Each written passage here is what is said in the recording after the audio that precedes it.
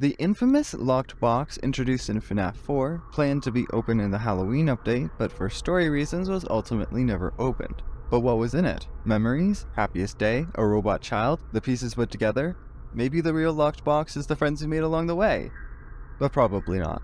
Some of you may know of the unused lock opening sequence in FNaF 4, but the box didn't open. But others might know that it actually did, but in FNaF World. Hidden above the frame of the first underground area lays an opened box object named Code Found. Every second it generates a random number, but nothing ever references it and it just sits there, untouched from the first version to the last. But what you don't know, it did change. These are 7 things you don't know about FNaF. That's right, I'm a countdown channel now, I cannot be stopped. Anyways. On January 12th, 2017, and for less than 24 hours, you could download the Android port of FNaF World. Alongside the overwhelming number of glitches, the changes mostly consisted of making the dialogue a joke, removing the Deskman and Fredbear Update 2 cinematics, removing a bunch of effects and voice lines, making animations still images, and also shrinking that unused locked box. Yep, he just... It's most likely a performance type thing, but Scott rarely touches anything unused, especially lore related. It really is something that the one time he does, the whole application gets deleted the next day.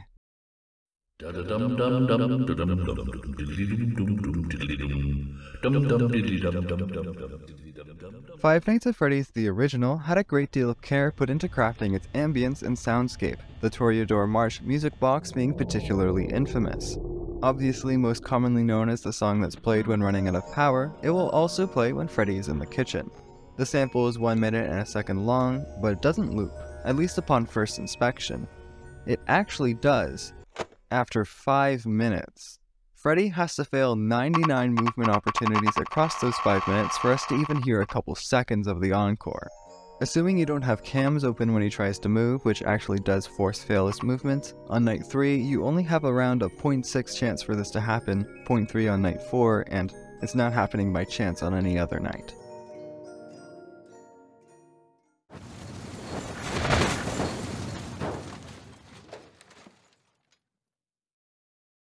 Despite Golden Freddy's increased presence in the second game, he actually barely appears at all outside of the custom night. Upon first inspection, he has a 1 in 1,000 chance to start at 1 AI on nights 2 and 3, 1 in 100 on nights 4 and 5, and 1 in 10 on night 6. But this is not actually the case. Oddly enough, there's a line that resets Golden Freddy's AI when the night starts if it's one of the first 5 nights. It may have been an old attempt to make it so that Golden Freddy's AI from the custom night doesn't carry over to the main nights, with a proper fix only added later. But what he didn't notice is that forgetting to remove the first fix meant that it would reset Golden Freddy's normal AI levels for the main nights. The only ones that remain are the ones that set the AI partway through the night. For the first 5, that's just the 1 in 1,000 at 1 AM on night 2. It sounds so much like the rumors about Golden Freddy in FNaF 1, but in FNaF 2 his only appearances actually ended up just being night 6 and night 2.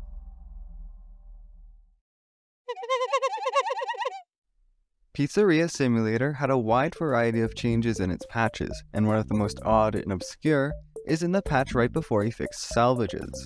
In it, he made it so that if you hold dash after being attacked during a salvage, it closes the game and deletes your save. I don't imagine this function should be accessible, but it's not just that screen. Actually, you can just delete your save by holding dash on most of the screens in the game, over 60% of them, and basically every main one. But actually this is more of a FNaF thing. You can delete your save in almost every FNaF game with the press of a button. In fact, you could probably put the games in order of how easily you can delete your save with the keyboard, and therefore how authentic of a FNaF experience the game is. Let's start off with the ones you just can't delete a save with your keyboard. These 2 troll games don't have saves, and this one, Special Delivery and Help Wanted, all can't use the keyboard for deletion. All clearly not authentic FNaF games. Then we've got Security Breach and FNaF World, which are the only ones that even try to make it so you don't accidentally delete them. Security Breach takes 3 presses, including the confirmation, and World takes a whole 5 seconds of pressing the end button. Clearly non-canon games. Moving on up to FNaF 4 plus Halloween Edition and Freddy in Space 2. Those all take 2 seconds to delete. Spin-off games, of course. The original trilogy and Fury's Rage all take a second.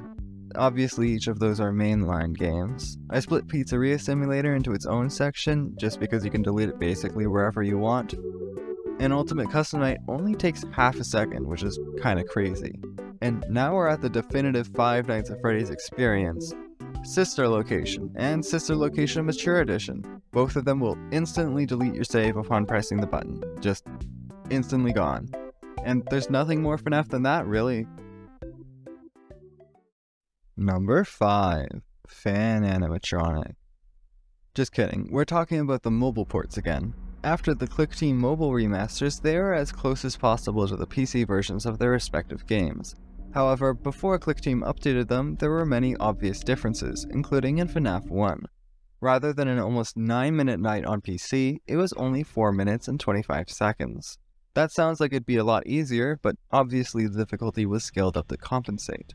Rather than Bonnie and Chica moving about every 5 seconds, they moved every 3.5 seconds, a 30% decrease.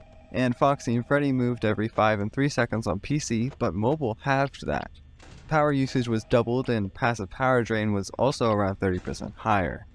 But it was actually even harder for the first 4 days. Until 1.73, which was only 4 days after the initial release, Bonnie and Chica moved every 2.5 seconds, and passive power drain was even quicker. 420 mode probably wasn't even beaten on that version, considering both its difficulty and how quickly it was nerfed. Someone should check that out. Sister Location's Custom Night was a great, albeit rushed addition to the game, added on December 1st of 2016 in the 1.1 update. Though oddly enough, Golden Freddy mode, the hardest mode in the game, was locked. Scott Cawthon wanted a bit of extra time to fix any problems that might have come up upon release. Even though the power drain was like of my 5-year-old laptop, he regardless unlocked the mode to the public in 1.11 with no changes. But weirdly, Golden Freddy mode wasn't going to be the only locked mode. There exists an additional object that would have locked Cupcake Challenge 2. It's also a hard mode, but it has much lower AI levels and no Bidybab, Yendo, or Mini-Rena 2, so it seems like he came to his senses before actually locking it. Ultimate Custom Night is one of the 4 games that had a troll demo released before the actual game, alongside FNaF 3, FNaF World, and Sister Location.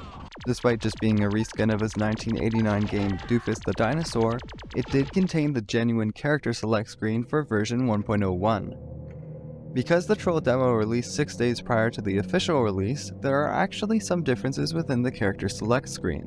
Baby's icon used to stay lit up if Balora's AI was on, and Funtime Foxy had a typo on postpone. As well, your best 50-20 time was originally written with a colon for the decimal rather than a period now, and the colon that remains was moved a single pixel down. Finally, Helpy's AI in the Bears Attack 1 challenge increased from 1 to 5. That's actually the only known change to the AI levels of any of the challenges.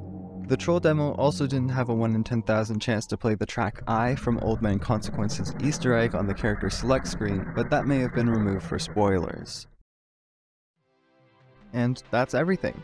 As for future videos, it's almost definitely going to be an FFPS AI explained video. There's just too much misinformation floating around, and the actual AI is not too hard to understand. The video might actually be in one of the end screens right here if it's been like a couple months. But if not, subscribe if you want to see that when it comes out, and thanks for watching.